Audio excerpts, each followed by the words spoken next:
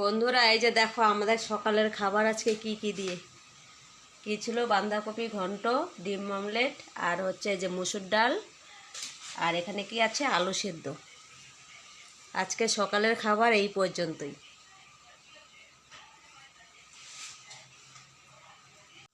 বন্ধুরা, কারেন্ট নেই, কি করব এখন, মশলা কিভাবে করব। এই যে দেখো দেখো এখানে সব রেডি করে রেখেছি। এখন মশলাটা শিলনোড়াতেই করতে হবে, কারণ কারেন্ট নেই, উপায় নেই। 11টা বেজে গেছে, দুপুরে রান্না না হলে দেরি হয়ে যাবে। এখন শুধু এই যে মাংসটাই করব। আর তখন তো তোমাদেরকে দেখালাম, ডাল করেছি, মুসুর ডাল করেছি, আলু সেদ্ধ, আর হচ্ছে ডিম অমলেট। এগুলো সবই বেশি বেশি কিন্তু করেছি, যাতে দুপুরেও থেকে যায়, তার জন্য। আর এখন শুধু মাংসটাই করব। সব সময় মিক্সিতে মশলা করি, যার জন্য শিলনোড়াটার একদম ধার নেই। এই যে দেখো, একদম ধার নেই, সমান হয়ে গেছে। তো এখন জিরে বাটা মানে খুবই কষ্ট হয়, না পিছলে যায়। তাই এখন এখানে দেখো জিরের গুঁড়োটা দিয়ে নিয়েছি, জিরের গুঁড়ো ব্যবহার করব।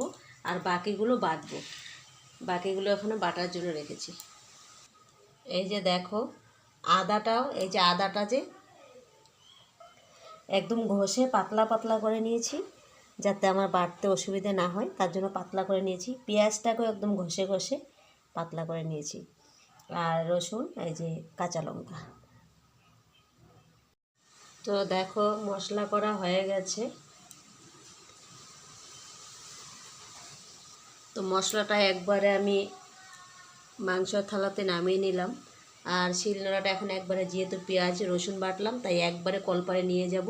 কারণ বন্ধুরা, আমি মশলা করে সঙ্গে সঙ্গে এই যে দেখো বটিটাও ধুয়ে রেখেছি, বটিটাও একদম কলপারে নিয়ে ভালো করে মেজেই ধুয়ে রেখেছি।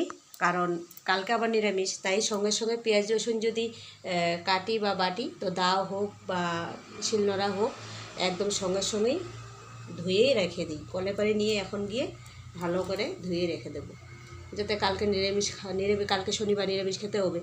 তো যার জন্য আমার যেন অসুবিধা না হয় আর কি। তাই বাটাও শেষ, এখন ধুয়ে নেব। তো এই যে দেখো ধোয়া হয়ে গেছে, একটু জলটা পড়ে গেলে তারপরে ঘরে নেব, না হলে ঘরে জল পড়বে। তো বন্ধুরা দেখো বসিয়ে দিলাম। উপরে আমি নিরামিষই রান্না করি, আর যেহেতু একটাই ঘরে রান্নাবান্না, তার জন্য নিচে মাছ মাংস রান্না করলে এই যে নিচে গ্যাস লাগিয়ে নিচের গ্যাসে রান্না করি। আর উপরের গ্যাসটাতে নিরামিষ যেদিন খাই, নিরামিষ রান্না করলে উপরের গ্যাসে চা দুধ জাল সব কিছু উপরের গ্যাসে করি, শুধু মাছ আর মাংসটাই নিচের গ্যাসে বানাই।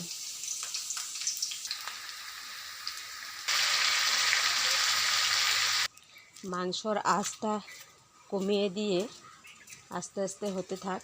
আর এদিকে দেখো সকাল 5টার সময় উঠোন ঝাড়ু দিয়েছিলাম, এখন আবার এত হাওয়া বাতাস, আবার পাতা দিয়ে উঠোন ভর্তি হয়ে গেছে। তো আরেকবার একটু ঝাড়ু দিয়ে নিই।